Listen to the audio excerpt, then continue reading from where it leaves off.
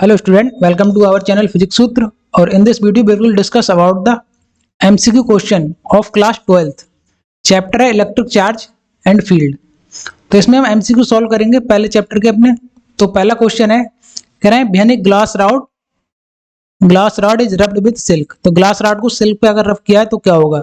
चार ऑप्शन दिए गए हैं। पहले हम करें gain electron from silk, gives electron to silk, gain proton from silk, gives proton to silk. तो प्रोटॉन वाले ऑप्शन तो दोनों ही गलत हो जाएंगे। प्रोटॉन वाले में होगा क्योंकि प्रोटॉन जो एटम होता है वो किसमें रहता है, एटम का जो न्यूक्लियस होता है उसमें क्या रहता है हमारे प्रोटॉन और न्यूट्रॉन। और ये वाला जो फोर्स है सबसे स्ट्रॉन्गेस्ट फोर्स होता है हमारा यूनिवर्स में जितने भी फोर्स हैं, सबसे स्ट्रॉन्गेस्ट फोर्स होता है। तो प्रोटॉन तो निकलेगा नहीं एटम से, इलेक्ट्रॉन ही निकलेंगे। अब इलेक्ट्रॉन किससे निकलेंगे और मतलब किस पे जाएंगे। तो ग्लास रॉड को जब सिल्क पे रब करेंगे तो होगा क्या कि जो इलेक्ट्रॉन होंगे वो सिल्क पे चले जाएंगे। ठीक है, तो इलेक्ट्रॉन सिल्क पे चले जाएंगे तो सिल्क कैसा हो जाएगा, नेगेटिवली चार्ज। और रॉड तुम्हारी कैसी हो जाएगी, रॉड हमारी पॉजिटिव चार्ज। तो इसमें बी ऑप्शन हो जाएगा। और rubbing a glass rod with silk excess electron are transferred from glass to silk. जो एक्सिस इलेक्ट्रॉन है किस पे, ग्लास रॉड पे, वो किस पे चले जाएंगे, सिल्क पे। तो रॉड कैसी हो जाएगी, पॉजिटिव चार्ज। ये रॉड होगी, ये रॉड पॉजिटिव चार्ज हो जाएगी। और जो सिल्क होगी हमारी उस पर क्या आ जाएंगे, इलेक्ट्रॉन। तो ये नेगेटिवली चार्ज हो जाएगी। ठीक, सेकंड ऑप्शन में क्या करें, सेकंड ऑप्शन करें in general metallic rope are suspended on the carrying taking inflammable materials the reason is. तो इसमें कह रहे हैं मतलब जो ट्रक होते हैं जिनमें इनफ्लेमेबल मटेरियल्स होता है, मतलब ज्वलनशील पदार्थ। ठीक है, जैसे पेट्रोल हो गया, डीजल हो गया या फिर कोई गैस है, तो इससे भरे हुए अगर हमारे पास ट्रक है तो होता क्या है कि उन पे मेटल की रॉड लगा दे, मेटल की मतलब रोप, मेटल की रोप कह सकते हो, मेटल का वायर कह सकते हो, चैन कह सकते हो, वो लगा देते हैं। तो इसका क्या रीजन है। तो जैसे कोई ट्रक है हमारे पास, ये ट्रक है, ठीक है, तो आपने देखा होगा जो पेट्रोल के टैंकर होते हैं तो वहां साइड में पीछे एक चैन लटकी रहती है मेटल की। ठीक है, तो वो चैन लगाने का रीजन क्या होता है, रीजन क्या होता है, जब ये ट्रक इस पर चलता है जमीन पर तो होता क्या है, जिसके टायरों के बीच और इसके बीच क्या होता है, फ्रिक्शन लगता है। ठीक है, दूसरा एयर का भी फ्रिक्शन मतलब लगता है, जो मेटल की बॉडी है यहाँ पर भी जब ट्रक काफी स्पीड से चलता है तो एयर भी फ्रिक्शन लगाती है और टायरों के बीच भी फ्रिक्शन लगता है। तो इस फ्रिक्शन से होता क्या है, जैसे दो बॉडी हो गई, जब एक टायर हो गई और एक जमीन हो गई, तो दो बॉडी हो गई तो इनके बीच फ्रिक्शन लग रहा है, यानी एक तरह से इन दोनों को रब किया जा रहा है, ऐसे समझ सकते हो कि रब किया जा रहा है। तो यहाँ पर भी क्या होगा, चार्ज का इंडक्शन होगा। ठीक है, इंडक्शन वाला इंडक्शन इफेक्ट लगेगा तो चार्ज यहाँ पे इंड्यूस हो जाएगा। तो टायर पे पॉजिटिव चार्ज आता है और जो ट्रक है, मेटल की बॉडी का बना हुआ है ट्रक है, उस पर क्या होगा, नेगेटिव चार्ज आ जाएगा। यानी कि नेगेटिव चार्ज का मतलब इलेक्ट्रॉन। ठीक है, जब इस पे इलेक्ट्रॉन आ जाएंगे तो एक्सेस ऑफ इलेक्ट्रॉन हो जाएंगे इस पे, तो क्या होगा, इलेक्ट्रॉन एक दूसरे को रिपेल करेंगे तो इलेक्ट्रॉन का फ्लो होने लगेगा इस ट्रक की बॉडी पे। ठीक है, हालांकि बहुत ज्यादा इलेक्ट्रॉन नहीं, बहुत ही कम स्मॉल करंट ही फ्लो होगा। तो इलेक्ट्रॉन के फ्लो होने से होता क्या है कि करंट का फ्लो होगा। जैसे इलेक्ट्रॉन अगर हमारा इस डायरेक्शन में फ्लो कर रहा है तो करंट हमारी किसकी जस्ट अपोजिट होगी, तो एक स्मॉल करंट का फ्लो होने लगता है। अब करंट का फ्लो होने लगेगा तो होता क्या है, एक तरह से स्पार्किंग भी होने लगती है, स्मॉल स्पार्किंग। अब ज्वलनशील हमारे पदार्थ है, ठीक है, यहाँ पे क्या है, इनफ्लेमेबल मटेरियल्स। तो ज्वलनशील पदार्थ है वो थोड़ी सी भी अगर उन्हें मतलब हीट मिलेगी तो क्या होगा, वो जल जाएगा। ठीक है, तो होता क्या है, यहाँ पे स्पार्किंग को रोकने के लिए हम एक मेटल की रॉड लगा देते हैं और इस रॉड को क्या जमीन से टच करा देते हैं। ठीक है, तो इलेक्ट्रॉन का जो फ्लो है वो कंडक्टिंग वायर, जो भी हमारा मेटल है, कंडक्टिंग वायर के थ्रू यहाँ से जमीन में चला जाता है। ठीक है, अर्थ को कितना भी चार्ज देते रहो कोई फर्क नहीं पड़ता है, वो सारा ही सारा चार्ज एब्जॉर्ब कर लेती है। तो इसी वजह से ये मेटल की रॉड लगाते हैं। तो इसमें जो ऑप्शन होगा वो थर्ड ऑप्शन हो जाएगा, to keep the body of the carrier in contact with the earth. ठीक है, क्या करेंगे, बॉडी को अर्थ के कांटेक्ट में रखने के लिए, ये जो बॉडी है ट्रक की ऊपर वाली बॉडी, इसको क्या करने के लिए, अर्थ के कांटेक्ट में रखने के लिए इस बॉडी को। ठीक है, अर्थ पे कांटेक्ट में आ जाएगी जब ये मेटल का वायर लगा देंगे, पीछे चैन लगा देंगे। ठीक, तो ये वाला ऑप्शन इसमें हो जाएगा थर्ड वाला। कहना है for providing a path of charge induced on the surface of the carrier. ठीक है, इसकी जो सरफेस पे चार्ज होगा ट्रक की, वो उसके लिए एक पाथ हम, चार्ज के लिए एक पाथ हम लगा देते हैं, जिस पाथ के थ्रू चार्ज का होगा वो जमीन में चला जाएगा। अब नेक्स्ट क्वेश्चन की तरफ चलते हैं। इसमें करें two charge Q1 and Q2 are placed in vacuum at a distance d and the force acting between them is F। ठीक है, तो दो चार्ज हैं यहाँ पे, हमें एक चार्ज दे रखा है Q1 और एक चार्ज दे रखा है Q2। इनके बीच का डिस्टेंस दे रखा है d और इनके बीच का फोर्स दे रखा है F। तो फोर्स का फार्मूला क्या होगा, इलेक्ट्रिक फोर्स का, F बराबर K Q1 Q2 upon R square.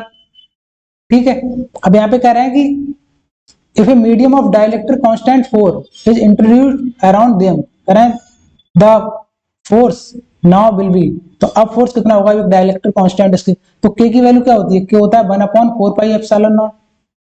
ठीक है, तो ये ε0 का होता है परमिटिविटी ऑफ फ्री स्पेस और k हमारा क्या होता है, डाइलेक्ट्रिक कांस्टेंट। तो यहाँ पे उन्होंने किया क्या है, तो यहाँ पे अब हमारा नया जो फार्मूला होगा एफ का फोर्स का, वो क्या होगा 1/4 pi epsilon Q1 Q2 upon r square. ठीक है, और तो सेम चीज सही रहेगी। यहाँ पे क्या हो जाएगा एप्सिलॉन, और जो एयर के केस में क्या होगा एप्सिलॉन नॉट।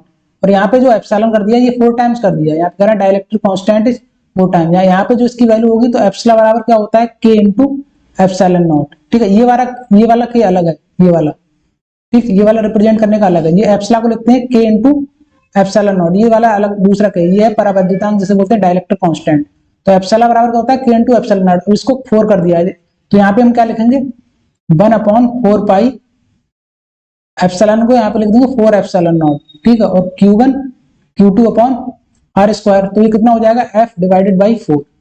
ठीक है, तो 1/4 टाइम्स हो जाएगा यहाँ पे फोर्स हमारा। ठीक, नेक्स्ट क्वेश्चन की तरफ चलते हैं। नेक्स्ट क्वेश्चन में क्या कह रहा है, इसमें कह रहा है भैया 10 की पावर, यहाँ पे ये जो लिखा है ये 10 की पावर 14, 10 की पावर 14 इसमें electron are remove from neutral metal sphere अगर the charge on the sphere become. तो इस पर से इलेक्ट्रॉन, ये कोई स्फीयर है न्यूट्रल है, यहाँ पे न्यूट्रल का मतलब है जितना इस पे पॉजिटिव चार्ज है उतना ही नेगेटिव चार्ज है। तो इससे हमने क्या किया, कुछ चार्ज निकाल लिया, कुछ अमाउंट में इतने इलेक्ट्रॉन निकाल लिए, ये वाले ये इलेक्ट्रॉन कुछ माइनस कर दिए, तो अब ये इस पर बचेगा, इस पर कैसा चार्ज आ जाएगा पॉजिटिव चार्ज, तो ये इस पर बिकम क्या हो जाएगा पॉजिटिवली चार्ज हो जाएगा इस पर। ठीक है, नेक्स्ट क्वेश्चन में क्या कर रहे हैं देखो, इसमें कह रहा है 2 similar sphere having plus Q and minus Q charge are kept at a certain distance. ठीक है, सर्टेन डिस्टेंस पे है, प्लस Q और माइनस Q सेम चार्ज। कह रहा है F force act between the two, इनके बीच जो फोर्स है वो F है। कह रहा है if at the middle of two sphere another similar sphere having plus Q charge is kept then it experience force in magnitude and direction as. तो इसे सॉल्व करते हैं। देखो यहाँ पे हम, इसमें क्या दे रखा है हमारे लिए, ये है एक यहाँ पे दे रखा है प्लस माइनस Q मान लेते हैं यहाँ पे, और एक चार्ज यहाँ पे है प्लस Q। ठीक है, तो इन दोनों के बीच कुछ सेपरेशन है, मान लिया R। ठीक, तो इनके बीच फोर्स हमें दे रखा है F। ठीक है, तो F की हम वैल्यू यहाँ पे लिख देंगे, F बराबर क्या होगा हमारा 1/4 pi epsilon not K Q1 Q2 upon R square. तो ये तो हो गई फोर्स की वैल्यू। अब क्या करें, तीसरा एक सेम चार्ज सेम स्फीयर है यहाँ पे प्लस Q चार्ज का, इनके मिडिल में रख दिया, तो ये वाली डिस्टेंस R/2 हो जाएगी और ये वाली डिस्टेंस भी R/2 हो जाएगी, मिडिल में रख दिया है। तो पूछ रहे हैं इस पर अब कितना फोर्स लगेगा इस वाले चार्ज पर। ठीक है, इस पे हमें फोर्स निकालना है, तो इस पे फोर्स एक तो प्लस Q की वजह से लगेगा और एक माइनस Q की वजह से लगेगा। तो प्लस Q की वजह से लगेगा, माइनस Q के दोनों से ऐड कर देंगे। ठीक, तो F1 हम मान लेते हैं इस वाली की वजह से लगा प्लस Q की वजह से, तो F1 की वैल्यू कितनी हो जाएगी K 1/4 pi epsilon not Q1 Q2 Q divided by R square, और R की जगह यहाँ पे कितना हो जाएगा R/2 का होल स्क्वायर, यानी R स्क्वायर डिवाइडेड बाई 4। ये 4 ऊपर चला जाएगा यहाँ पे, तो ये कितना हो जाएगा 4KQ divided by R square. Similarly इसकी वजह से इस पे फोर्स लगेगा। अब ये दोनों प्लस प्लस के हैं, तो इसकी वजह से और इसकी वजह से इस डायरेक्शन में फोर्स आएगा। ठीक है, रिपल्सन का, और ये वाला माइनस Q है और ये वाला प्लस Q, इनकी वजह से अट्रैक्शन का आएगा सेम डायरेक्शन में, तो दोनों सिंपली ऐड हो जाएंगे।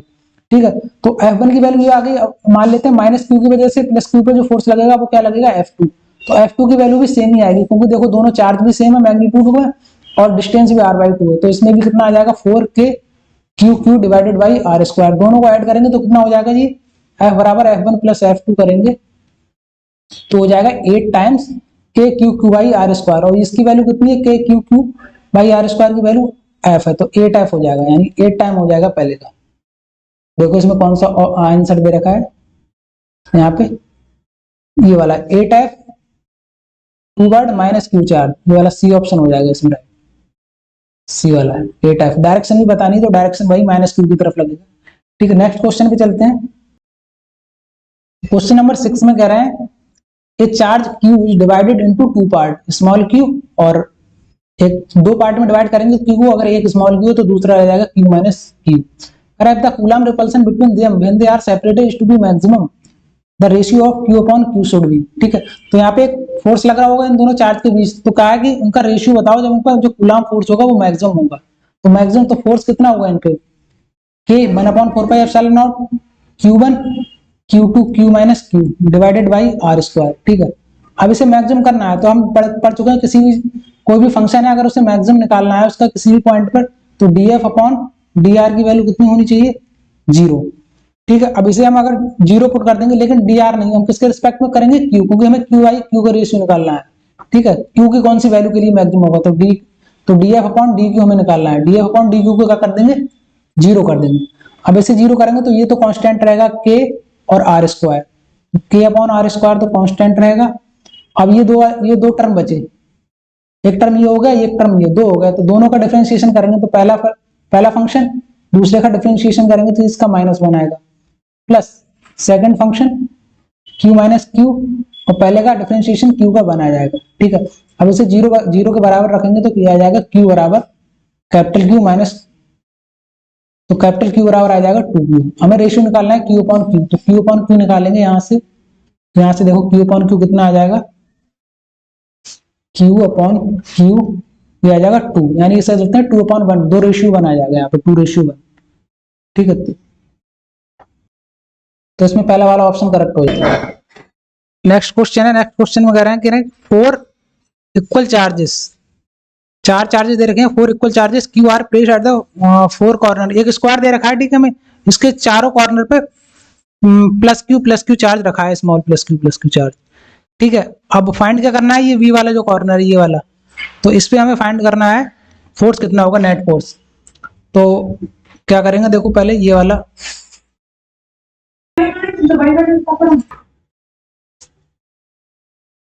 क्वेश्चन में क्या गिवन है हमारे लिए, एक स्क्वायर है।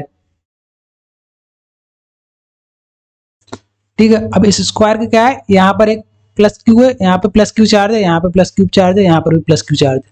तो इस वाले चार्ज पे नेट फोर्स कितना लगेगा वो फाइंड करना है हमारे लिए। तो यहाँ पे plus Q plus Q plus Q plus Q, तो इस वाले चार्ज की वजह से इस पे फोर्स किधर लगेगा, इस वाली डायरेक्शन में। ठीक है, और इस वाले चार्ज की वजह से इस डायरेक्शन में लगेगा रिपल्सिव फोर्स। ठीक है, तो ये दो फोर्स हो गए।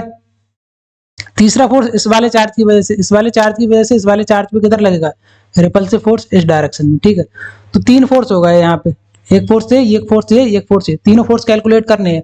2 फोर्स तो बराबर होंगे, ये वाला फोर्स एक और ये वाला फोर्स, क्योंकि इनमें डिस्टेंस बराबर है। जो स्क्वायर है अगर इसकी डिस्टेंस r मान ली हमने, तो ये वाला फोर्स दोनों बराबर होंगे। अगर इसकी वैल्यू f है तो इसकी भी वैल्यू f आएगी, तो हम f कैलकुलेट कर लेंगे यहाँ से। f बराबर कितना आ जाएगा, k q1 q2 यानी q square divided by r square. ठीक है, तो ये तो हमने कैलकुलेट कर लिया f और f। अब ये दोनों 90 डिग्री के एंगल पे हैं। ठीक है, यहाँ पर भी देखो ये वाला f है इधर, इधर भी ये वाला इधर है, 90 डिग्री के एंगल पे। तो 90 डिग्री के एंगल पे दोनों इक्वल अमाउंट के फोर्स हैं, तो फोर्स कैसी वेक्टर क्वांटिटी, तो इनका रिजल्टेंट बिल्कुल बीच में आएगा, और उसका मैग्नीट्यूड कितना होगा, under root F square plus F square, यानी कि अंडर रूट 2f आ जाएगा, रूट 2f। तो अंडर रूट 2f आ जाएगा, तो यहाँ पे कितना आ जाएगा, रूट 2f। ठीक है, और ये वाला देखो, इस वाले की वजह से इलेक्ट्रिक फोर्स लगा इस डायरेक्शन में, तो इस डायरेक्शन में एक तो ये वाला हो गया, इसे बोल देते हैं हम F1, और रूट 2f इधर है ही। तो इधर अगर नेट फोर्स निकालेंगे तो F1 plus under root 2f, और f हम निकाल चुके हैं। तो F1 की वैल्यू देखो कितनी हो जाएगी, F1 निकालना है, तो F1 की वैल्यू हो जाएगी k q1 q2 upon r square, और ये वाली कितनी है, रूट 2r डिस्टेंस हो जाएगी। ये वाली डिस्टेंस r है, ये वाली भी r है, ये वाली r है, ये 90 डिग्री का बनना है, तो पाइथागोरस थ्योरम में लगा के ये वाला हम निकाल लेंगे, अंडर रूट 2r आ जाएगी। तो रूट 2r का स्क्वायर करेंगे, ये 2r स्क्वायर हो जाएगा। तो आगे F1 की वैल्यू, अब इस F1 में हम कितना ऐड कर दें, under root 2f, under root 2f, f कितना है, k q square divided by r square, ये वाली है f की वैल्यू। ठीक है, इसे ऐड कर देंगे तो ये आ गया हमारा f नेट। ठीक है, ये वाला टोटल कितना आ गया, f नेट। तो ये नेट फोर्स आ गया। इसमें देखो क्या कॉमन है, k q, ये इतना common portion k q square divided by r square, ये तो आ गया कॉमन। तो इधर कितना बचा, 1/2 प्लस रूट 2। अब इसमें देख लो कौन सा ऑप्शन हमारा करेक्ट है, ये वाला देखो, इसमें कौन सा ऑप्शन करेक्ट है, के क्यू स्क्वायर अपॉन, के की वैल्यू अगर यहाँ पर रख दोगे तो 1/4πε0 क्यू स्क्वायर, 1/4πε0 तो सब में होगा। उसके अलावा क्यू स्क्वायर ऊपर वाले टर्म में क्यू स्क्वायर सब में है, और ब्रैकेट में से थोड़ा और सॉल्व करेंगे तो कितना आ जाएगा, ये 1 प्लस 2 रूट 2 अपॉन रूट 2। ठीक है, 1 प्लस, इसे अगर सॉल्व करेंगे और तो ये कितना आ जाएगा, 1 प्लस 2 रूट 2 अपॉन 2। तो ये वाला देख लो किसमें है, ये वाला इसमें है 1 प्लस 2 रूट 2 अपॉन 2, ये वाला देखो, ये फैक्टर आ गया। सी ऑप्शन में देखो ये वाला फैक्टर है, ये वाला 1 प्लस 2 रूट 2 अपॉन 2, ठीक है, तो ये वाला सी ऑप्शन इसमें करेक्ट हो जाएगा हमारा। नेक्स्ट क्वेश्चन पे चलते हैं। इसमें कह रहे हैं कि डाइलेक्ट्रिक कांस्टेंट फॉर मेटल, तो मेटल के लिए डाइलेक्ट्रिक कांस्टेंट की वैल्यू क्या होती है? तो इन्फिनिटी होता है जो मेटल होता है, इसके लिए डाइलेक्ट्रिक कांस्टेंट की वैल्यू क्या होती है? इन्फिनिटी। ठीक है, क्वेश्चन नंबर 9 पे चलते हैं। 9 में क्वेश्चन नंबर 9 में क्या कह रहे हैं? क्वेश्चन नंबर 9 में कह रहे हैं कि two charges of equal magnitude keep at a distance r exert a force F on each other. तो दो चार्जेस हैं यहाँ पे, ठीक है, इक्वल अमाउंट के हैं, यहाँ पर भी क्यू मान लेते हैं, यहाँ पर भी क्यू, इनके बीच का डिस्टेंस आर दे रखा है। कह रहा है the charge are half and distance between them is double. ठीक है, अब नहीं तो यहाँ पे मान लिया हमने फोर्स एफ बराबर कितना आ जाएगा? K Q1 Q2 upon r square, k q by r square आ गया। अब नई सिचुएशन में ये क्या कर रहे हैं, इन्होंने क्या किया, अब यहाँ पे चार्ज को कर दिया है डबल, यहाँ पर 2Q कर दिया और यहाँ पर भी 2Q। ठीक है, चार्ज को कर दिया है, नहीं तो चार्ज इज हाफ, चार्ज को आधा कर दिया यानी Q बाई टू और डिस्टेंस को डबल कर दिया, ये आर से क्या कर दी 2R इन्होंने। ठीक है, तो हमें क्या फाइंड करना है, अब न्यू फोर्स फाइंड करना है। तो यहाँ पे जो फोर्स होगा इस वाली सिचुएशन में जो फोर्स होगा वो कितना होगा, ये वाला हमें फाइंड करना है। तो यहाँ पे जो फोर्स होगा वो F बराबर के Q1 Q by two Q2 Q by two और अपॉन में आर स्क्वायर। अब यहाँ पे आर स्क्वायर कितना हो जाएगा? 4R स्क्वायर, क्योंकि 2R का होल स्क्वायर करेंगे यहाँ पे तो कितना हो जाएगा? 4R square. तो यहाँ पे ये 4R स्क्वायर हो जाएगा। तो इसे हम सॉल्व करेंगे तो ये कितना आ जाएगा? के Q square divided by 16R square. अब के क्यू अपॉन आर स्क्वायर है, ये देखो के क्यू अपॉन आर स्क्वायर यहाँ पर है और q q upon r square यहाँ पर भी है, ये देखो। तो इसकी वैल्यू ये वाला एफ न्यू बोल देते हैं, एफ न्यू एन। तो इसे क्या लिख देंगे? F divided by 16। तो ये डी ऑप्शन हो जाएगा इसमें। ठीक है, आगे क्वेश्चन नंबर लास्ट पे चलते हैं। लास्ट क्वेश्चन हमारा है क्वेश्चन नंबर 10, देखते हैं 10 में क्या कह रहे हैं। तो क्वेश्चन नंबर 10 में कह रहे हैं कि the electric field inside a spherical shell of uniform surface charge density is. तो एक हमें स्फेरिकल सेल दे रखा है इस तरह का, ठीक है, ये स्फेरिकल सेल इस तरह से होता है। ठीक है, यहाँ पे कहीं इसका सेंटर होगा और ये वाला कैसा होगा? कंडक्टिंग होता है ये वाला। तो ये होता है स्फेरिकल सेल कहलाता है। इसकी दो रेडियस होती है, एक इनर रेडियस और एक आउटर रेडियस। तो इसमें किसी पॉइंट पे इनसाइड इसके इलेक्ट्रिक फील्ड पूछ रहे हैं, तो इनसाइड अगर हम निकालेंगे तो गॉस लॉ यहाँ पे हम लगाएंगे। तो गॉस लॉ क्या कहता है? E dot d s equal to q enclose divided by epsilon naught. तो क्यू इनक्लोज, इसके अंदर कोई चार्ज है? इसके अंदर कोई चार्ज नहीं है, तो क्यू इनक्लोज की वैल्यू कितनी है? 0। तो यहाँ पे 0 रख देंगे तो हमें E की वैल्यू मिल जाएगी। इलेक्ट्रिक फील्ड कितनी हो जाएगी? 0। तो अगर इसके अंदर हम इलेक्ट्रिक फील्ड फाइंड करनी है तो कितनी हो जाएगी? 0 वाला, ये वाला ऑप्शन हमारा करेक्ट हो जाएगा, 0। ठीक है, तो इस वीडियो में इतने ही रखते हैं। नेक्स्ट वीडियो में और एमसीक्यू सॉल्व करेंगे क्लास 12 की, इसी वाले चैप्टर की। हम हर चैप्टर से लगभग 100 एमसीक्यू सॉल्व करेंगे। ठीक है, पहला हमारा टारगेट रहेगा हर चैप्टर से 100 एमसीक्यू सॉल्व करेंगे, उसके बाद फिर देखेंगे क्या है।